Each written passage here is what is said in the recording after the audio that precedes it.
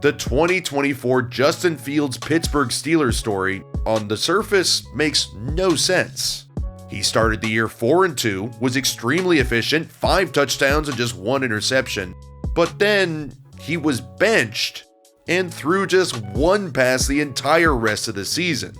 Now he's the New York Jets starting quarterback, but still the question remains, what happened last season? And also, is Fields even good? My answer to the second question, as a starting NFL quarterback, no. And today I'll tell you why.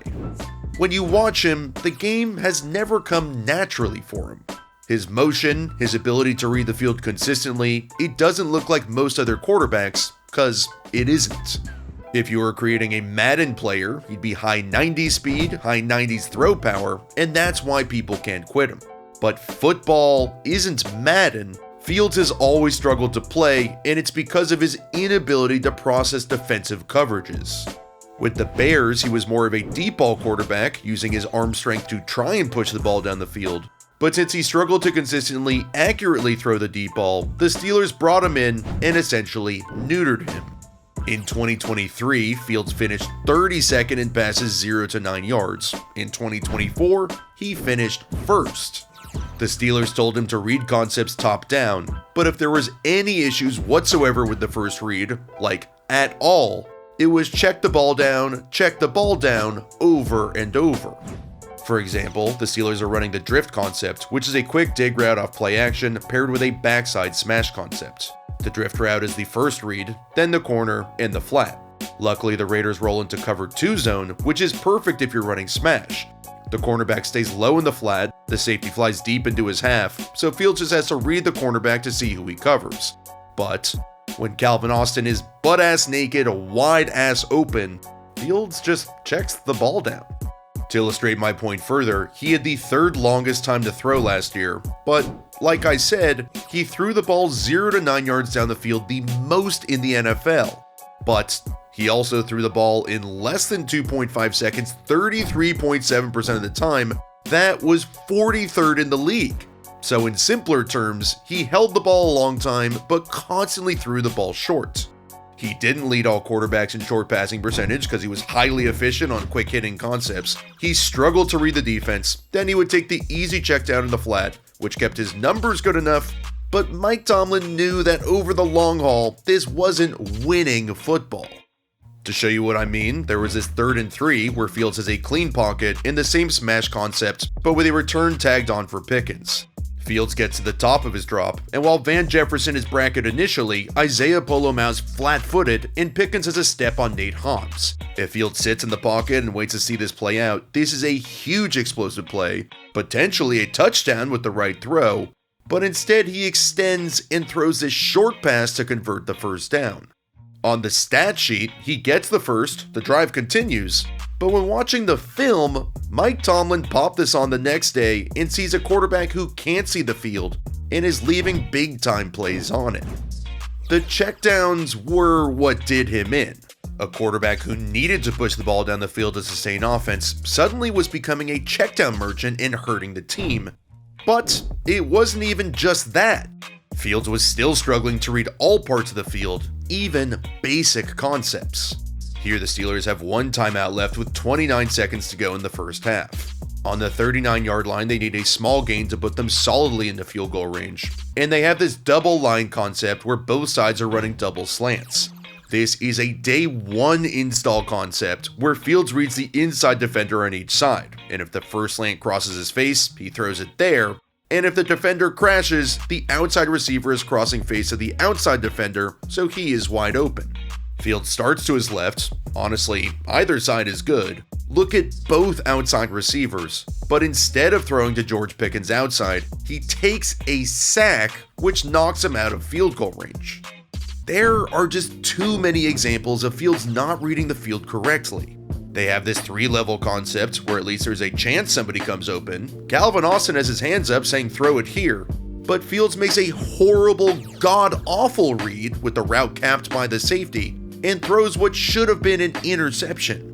Or there was this 3rd and 5 where Pat Freiermuth is running one of the most basic routes in the game, a stick route, where if Fields throws this with any anticipation, it's a first down, but even though the defender is way off, Fields just holds the ball and extends the play for an incomplete pass. It was the most basic concepts that he couldn't execute, even to the point where his teammates would point him where to throw during the down, yet he'd still miss them.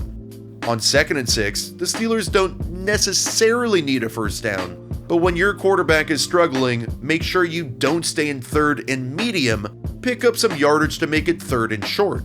The Steelers run this basic spot concept where Fields reads the slot defender who's guarding either the spot route or the flat. Look how Cordarrelle Patterson literally points to where Fields should throw, but instead of a first down, or 3rd and 1 or 2, where the Steelers could run tons of short yardage concepts thanks to Fields' legs, he doesn't read the concept correctly and throws it incomplete. Then there were also even these little tiny examples where Patterson reads the zone coverage as the check down target and is trying to get the ball put on the correct shoulder so he can at least gain 5 yards instead of 1 or 2. Patterson points to throw to the left because we have the linebackers way off in zone coverage than the slot defender nearer to him. But Fields, once again, I am a broken record, reads this incorrectly, doesn't lead Patterson to where there's open space, and makes what may be a small chunk barely a gain at all.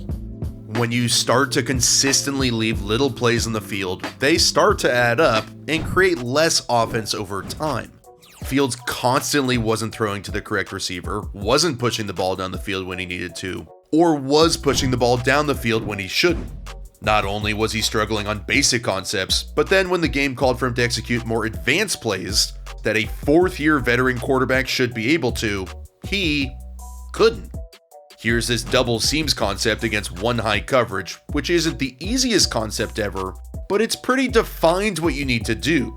The one high safety can only guard one of these, so as you take your drop, you need to understand that you look at one of the seams to force the safety over, then at the top of your drop, rip the other seam. It's bang bang, sure, but a concept that's worked forever. But Fields, as he does, holds, and then rifles the ball over his receiver's head. Another example of what kind of the next, more developed at this point in his career version of Fields should look like. He needs to anticipate defenders' positioning better and put the ball on the correct shoulder of his receivers.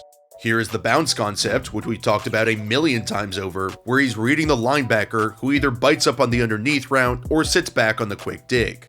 When he sees the backers start to bite up, the good quarterbacks in this league know they also have to read the safety driving and need to protect their receiver. So even though this is a route that's technically a horizontal lead throw, placing it back shoulder protects your receiver and helps him make the catch. But instead, Fields throws this out in front, and instead of a completion, the pass is broken up. If struggling to read the field was hard enough, just making simple throws was even more difficult. Fields consistently airmailed easy throws. I'm pretty sure at a certain point George Pickens was about to throw himself at a wall, and there were just way too many layup throws that weren't completed. On top of that, you'd hope with Fields' skill set that he'd be able to extend the play then throw the ball, but he really struggled to throw on the run, which took his greatest strength, his legs, and neutralized what should have been one of the strongest parts of his game. His throwing motion is awkward enough that when he's on the run and his base is compromised, his motion is so wonky, it needs every part of the rest of his body to be the same every time. But when he's on the run and things are all over the place, he can't find that same consistency that he's used to.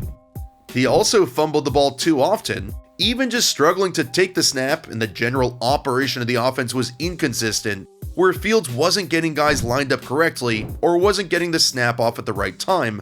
The Steelers' offense was the least seemingly successful unit last season. That's why Mike Tomlin made the seemingly shocking switch after week 6, but when watching the film, it really wasn't that surprising. Fields still struggled processing coverages, so he became a checkdown merchant and constantly targeted receivers in the flat late in the down. His teammates would beg for him to throw to certain guys based on the coverage, but he wasn't seeing what they were seeing, and he missed easy throws. He struggled to throw on the run, he struggled to even operate the offense properly. Justin Fields has always struggled at least to some degree throughout his entire NFL career. I don't like completely coming down on a guy like this, but the narrative's been spun so drastically out of control his entire career. The Jets signed him to a modest 2-year, $40 million contract to be their starting quarterback. Maybe this is the first year where he shuts people like me the hell up, and Justin Fields finally meets his full potential.